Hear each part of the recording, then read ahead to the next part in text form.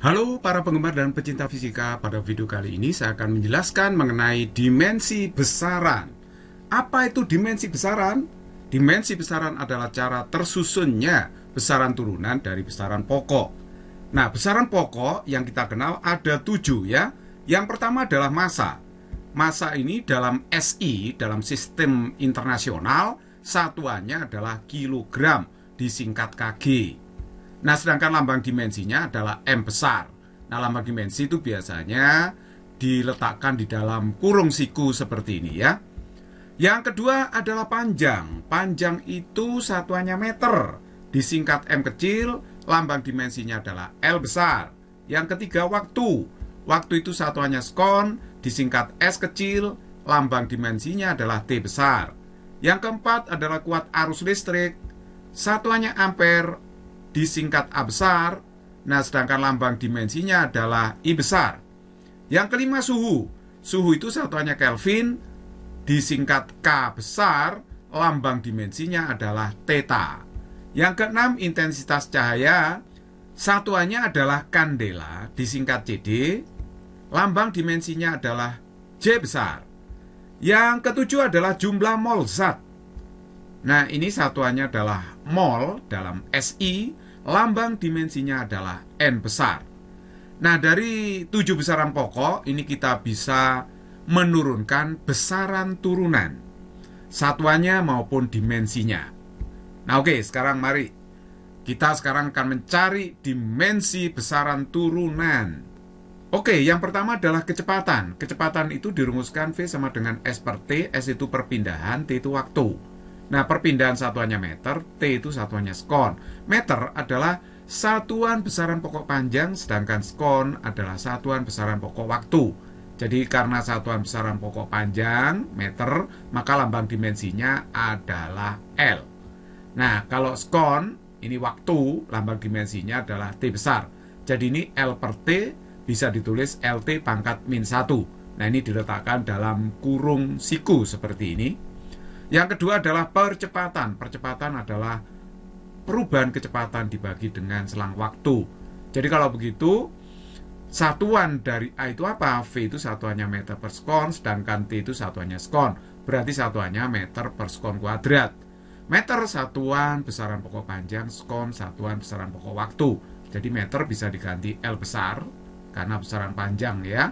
Pakai L besar lambang dimensinya, sedangkan sekon lambang dimensinya adalah T besar. Jadi kalau begitu nih L per T kuadrat sama aja dengan LT pangkat min 2. Diletakkan dalam kurung siku. Kemudian yang ketiga adalah gaya. Gaya itu F sama dengan M kali A. Berarti satuan M, massa itu kilogram. Sedangkan percepatan satuannya meter per sekon kuadrat. Kilogram itu adalah massa, lambang dimensinya berarti M besar.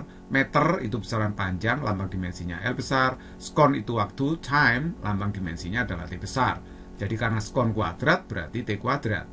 Nah, ML per T kuadrat bisa ditulis MLT pangkat min 2. Diletakkan dalam kurung siku. Nah, terus kemudian usaha. Usaha itu W sama dengan F kali S. F itu satuannya kilogram meter per sekon kuadrat. Sedangkan S itu jarak, satuannya meter. Jadi kalau begitu ini kilogram M kali M meter kuadrat per sekon kuadrat. Kilogram lambang dimensinya M besar ya. Karena besaran pokok massa. Meter diganti dengan L besar, sekon diganti dengan T besar. Jadi kalau begitu ML kuadrat per T kuadrat, atau bisa ditulis ML kuadrat T pangkat min 2. Yang kelima adalah daya. Daya itu adalah usaha tiap satuan waktu. Nah, sedangkan usaha itu satuannya tadi ini ya, kilogram meter kuadrat per sekon kuadrat. Nah, T itu satuannya sekon, dibagi sekon. Jadi hasilnya kilogram meter kuadrat per sekon pangkat 3. Kilogram diganti dengan M besar karena ini satuan massa. Meter diganti L besar karena satuan panjang. Sekon diganti T besar karena satuan waktu. Jadi ML kuadrat per T pangkat 3. Ini bisa ditulis ML kuadrat T pangkat min 3. Nah, sekarang saya lanjutkan dengan latihan soal. Soal yang pertama, tentukan dimensi dari besaran-besaran turunan di bawah ini. Ada massa jenis, tekanan, energi kinetik, energi potensial, gravitasi, kalor, tegangan listrik, hambatan listrik. Kita jawab pertanyaan yang A, massa jenis. Massa jenis itu massa dibagi volume ya. Massa itu satuannya kilogram, volume satuannya meter pangkat 3. Kilogram ini adalah besaran massa, lambang dimensinya yang besar, meter adalah panjang. Jadi dimensinya adalah L besar ya, pangkat 3, karena ini meter pangkat 3. Nah ini bisa ditulis ml pangkat min 3, diletakkan dalam kurung siku. Oke, terus kemudian yang B tanya dimensi dari tekanan. Nah tekanan itu kan rumusnya F per A ya, gaya dibagi dengan luas bidang tekan. Nah, gaya itu saya uraikan aja menjadi M kali A, luasnya A besar. Nah, terus kemudian M satuannya kilogram karena massa ya. Kalau percepatannya satuannya meter sekon pangkat min 2 atau meter per sekon kuadrat. Sedangkan luas bidang tekan satuannya meter kuadrat. Jadi ini kalau begitu kilogram meter pangkat min 1 dikali sekon pangkat min 2. Sekarang kita ganti lambang dimensinya. Kilogram itu M besar, meter L besar, sekon itu T besar. Jadi dimensi dari tekanan adalah ml pangkat min 1, T pangkat min 2. Pertanyaan yang C, dimensi dari energi kinetik. Energi kinetik itu dirumuskan setengah mv kuadrat. Nah perhatikan satuan M itu kilogram. Kalau setengah ini adalah bilangan. Bilangan itu bukan besaran ya. Jadi tidak punya satuan. Koefisien bilangan tidak punya satuan. Jadi langsung ke satuan massa di sini. Satuan massa adalah kilogram, satuan V itu meter per sekon, tapi ada dikuadratkan di sini ya. Nah, jadi kalau begitu ini hasilnya kan kilogram meter kuadrat per sekon kuadrat. Nah, kalau begitu kilogram diganti M besar, meter L besar, sekon T besar. Jadi kalau begitu ini sama aja ditulis ml kuadrat T pangkat min 2. Itulah dimensi dari energi kinetik. Yang keempat, energi potensial gravitasi, EP itu mgh. M itu satuannya kilogram, G itu satuannya meter per sekon kuadrat, karena ini merupakan percepatan gravitasi. Jadi satuan percepatan meter per sekon kuadrat. H itu ketinggian ya, satuannya meter. Jadi kalau begitu ini kilogram meter kuadrat per sekon kuadrat. Atau ditulis kilogram meter kuadrat sekon pangkat min 2. Kilogram kita ganti lambang dimensinya pakai M besar, meter itu satuan panjang ya, L besar, sedangkan sekon satuan waktu T besar. Jadi dimensi dari EP adalah ml kuadrat T pangkat min 2. Yang E, kalor yang dilepas atau diserap zat itu dirumuskan mc delta T. M itu massa zat, C itu kalor jenisnya, delta T itu adalah perubahan suhunya. Kalor dalam SI itu satuannya adalah Joule. Jadi kalau begitu, kalor itu satuannya akan sama dengan usaha, EK, dan EP. Semua ini satuannya Joule. Besaran yang punya satuan sama, pasti dimensinya sama. Jadi kalau begitu, dimensi Q itu akan sama dengan W, sama dengan EK, sama dengan EP.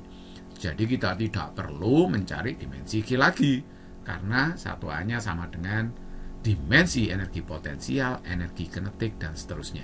Jadi saya pilih dimensi dari kalor ini sama dengan dimensi dari energi potensial. Nah tadi sudah kita temukan kan, energi potensial dimensinya adalah ml kuadrat T pangkat min 2. Inilah dimensi dari kalor. Nah sekarang pertanyaan yang F, tegangan listrik dimensinya apa? Saya hubungkan dengan rumus ini. Nah energi listrik atau usaha listrik itu adalah VIT, V tegangan, I arus, T waktu. Nah, sekarang W-nya tadi dimensinya apa? Moga-moga masih ingat ya, dimensi W tadi kan ml kuadrat T pangkat min 2. Nah, V ditanyakan, I itu lambang dimensinya ya I besar, time, waktu, lambang dimensinya T besar. Jadi kalau begitu dimensinya V di sini adalah ml kuadrat T pangkat min 2 dibagi IT. Nah, ini kalau saya sederhanakan jadinya ml kuadrat T pangkat min 3 I pangkat min 1. Nah inilah dimensi dari tegangan listrik. Pertanyaan yang G ini ditanyakan dimensi hambatan listrik. Saya pakai V sama dengan I kali R. V nya kan sudah ketemu dimensinya, jadi ya tinggal dimasukkan aja di sini dimensi V ml kuadrat T pangkat min 3 I pangkat min 1. Dimensi dari arus itu I besar ya. Nah R ditanyakan. Dengan demikian, dimensi dari R adalah ml kuadrat T pangkat min 3 I pangkat min 1 dibagi I. Nah, ini kalau dibagi I jadinya I-nya pangkat min 2. Jadi dimensi dari R adalah ml kuadrat T pangkat min 3 I pangkat min 2.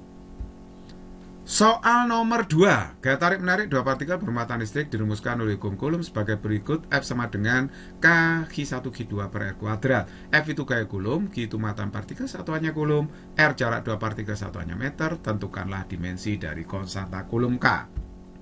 Baiklah, kita jawab. Nah, arus itu kan muatan dibagi dengan waktu ya. Itu G per T.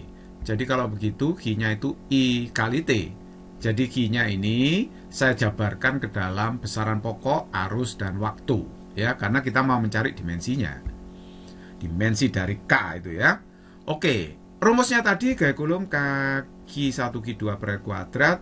Nah, kita tahu satuan Q1 Q2 sama. Ya, saya umpamakan Q1 Q, Q2 juga Q. Berarti nanti ini Q kuadrat ya. Nah, Kq kuadrat per R kuadrat. Dengan demikian, K-nya itu adalah FR kuadrat dibagi Q kuadrat. Nah, terus kemudian K-nya, itu saya urai, F-nya menjadi M kali A. Ya, F-nya jadi M kali A, R kuadrat, per Q-nya saya letakkan ini ya. Saya substitusi IT ya di sini. Saya ganti IT kuadrat nanti ya.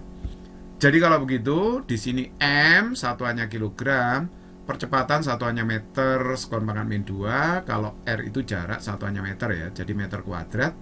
Nah, arus satuannya ampere, T itu satuannya sekon. Jadi kalau begitu, ini kalau disederhanakan jadinya kilogram, meter pangkat 3, sekon pangkat min 4. Nah, A kuadrat naik ke atas jadi A pangkat min 2.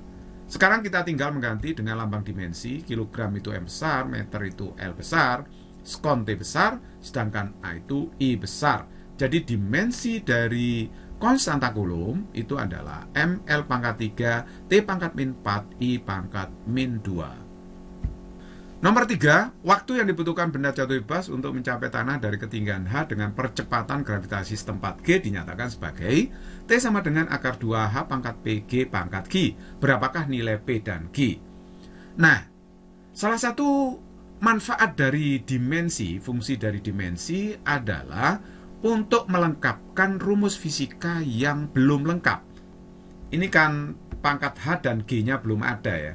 Kita bisa mencarinya dengan menggunakan dimensi. Nah, kita jawab ya. T tadi akar 2H pangkat P G pangkat G. Jadi T itu satuannya sekon. Akar 2 ini bilangan ya. Koefisien bukanlah dimensi, bukan merupakan besaran, jadi tidak punya satuan. Yang punya satuan H, ketinggian. Nah, ketinggian satuannya meter, jadi meter pangkat P. G itu percepatan gravitasi. Percepatan satuannya meter, sekon pangkat min 2 kan. Nah, dipangkatkan G. Jadi ini akhirnya saya ganti lambang dimensi. Sekon itu T besar, meter itu L besar, meter L besar, sekon T besar. Nah, jadinya seperti ini ya, kalau kita ganti dengan lambang dimensinya. Nah, oke, sekarang coba perhatikan baik-baik. Di sini saya bisa pangkatkan L pangkat G, L pangkat G, T pangkat min 2G pangkat G, berarti T pangkat min 2G. Nah, ini kita jabarkan seperti ini. Lalu kita kalikan L pangkat P dengan L pangkat G itu adalah L pangkat P plus G. Ya, gitu kan ya. Perhatikan di ruas kiri ini tidak ada L-nya, jadi ini saya manipulasi L-nya pangkat 0. Nah, ini saya kalikan T pangkat 1 atau T dikalikan L pangkat 0. L pangkat 0 itu 1. L pangkat 0 itu 1, jadi tidak merubah persamaan. Tetap T ini nilainya ya. Nah, ini manipulasi ya, manipulasi supaya kita bisa menghitung P dan G-nya nanti. Jadi kalau di ruas kanan itu ada dimensi L sama T, maka ruas kiri juga ada dimensi L sama T. Harus lengkap ya. Karena di sini T-nya, karena di ruas kiri itu L-nya tidak ada, ya L-nya dipangkatkan 0 aja. Iya kan? L pangkat 0 itu kan 1. Jadi persamaannya tidak berubah, tetap. Yang ruas kiri tetap T. Oke, sekarang mari kita lihat di sini pangkatnya T yang sebelah kiri 1 itu harus sama dengan pangkat T yang sebelah kanan, min 2G. Jadi 1 sama dengan min 2G, G-nya ketemu min setengah. Nah, sedangkan pangkat L yang sebelah kiri itu 0. Pangkat L yang sebelah kanan, ruas kanan ya, P plus G. Jadi kalau begitu harus sama pangkatnya. 0 itu harus sama dengan P plus Q. Jadi kalau begitu Q-nya kita masukkan ke sini. Nah, P ditambah min setengah. Jadi hasilnya P-nya adalah setengah. Jadi kalau Q-nya sudah ketemu, P-nya sudah ketemu, berarti rumusnya jadi lengkap. Ya, itulah salah satu manfaat dari dimensi. Nomor 4, benda bermassa M digantung tali dengan panjang X kemudian diayunkan sehingga dapat bergetar selaras dalam medan gravitasi G. Periode ayunan dapat dinyatakan dengan persamaan T sama dengan 2pi X pangkat P M pangkat Q G pangkat R. Pertanyaan A, apakah periode ayunan bergantung pada massa benda? Yang kedua, hitung periode ayunan jika X 90 cm dan G 10 meter per sekon kuadrat. Rumus ini memang belum lengkap. Secara dimensional, kita bisa melengkapkan rumus ini. Kita bisa mencari pangkat PQR itu ya. Mari kita jawab sekarang ya. Yang A, apakah periode ayunan bergantung pada massa benda? Ya, kita harus cari rumusnya dulu. Kita cari PQR-nya itu berapa gitu ya. Oke, nah ini sudah saya tulis lagi seperti ini. Nah, perhatikan baik-baik. 2pi itu bilangan ya, konstanta. Ini bukan besaran, tidak punya dimensi, tidak punya satuan. Jadi langsung ke sini. X itu panjang tali, satuannya meter ya, meter. Kalau M di sini kan massa ya. Massa. M itu massa. Massa itu satuannya kilogram. Nah, pangkat Q. Nah, sedangkan G percepatan gravitasi itu satuannya meter per sekon kuadrat atau meter sekon pangkat min 2. Pangkat R di sini ya. Nah, terus kita ganti lambang dimensi. Sekon itu T besar, meter itu L besar, kilogram M besar, M kecil itu L besar, sekon itu T besar. Seperti ini. Nah, terus kemudian kita jabarkan. Ini kan sama aja dengan L pangkat P dikalikan L pangkat R. Berarti L pangkat P plus R. Nah, ini M pangkat Q tetap. Nah, T pangkat min 2 dipangkatkan R, itu T pangkat min 2R. Kalau dijabarkan seperti ini ya. Perhatikan, yang ruas kanan itu ada LMT. Tapi sebelah kirinya kok cuma T. Maka kita manipulasi yang sebelah kiri. Maka ruas kiri harus dikalikan dengan L dan M ini ya. Jadi perhatikan, T-nya itu pangkat 1 kan di sini. Nah, L-nya belum ada, yang sebelah kiri ya L pangkat 0. Terus ini M pangkat 0. L pangkat 0 itu 1. M pangkat 0, 1. Jadi persamaan ruas kiri tidak berubah, tetap T. Ini hanya manipulasi supaya kita bisa menghitung PQR-nya itu. Di ruas kiri pangkatnya T itu 1. Di ruas kanan pangkatnya T itu min 2R. Pangkatnya harus sama. Jadi 1 sama dengan min 2R. Ya kan? Jadi kalau begitu R-nya min setengah jadinya. Ketemu R-nya.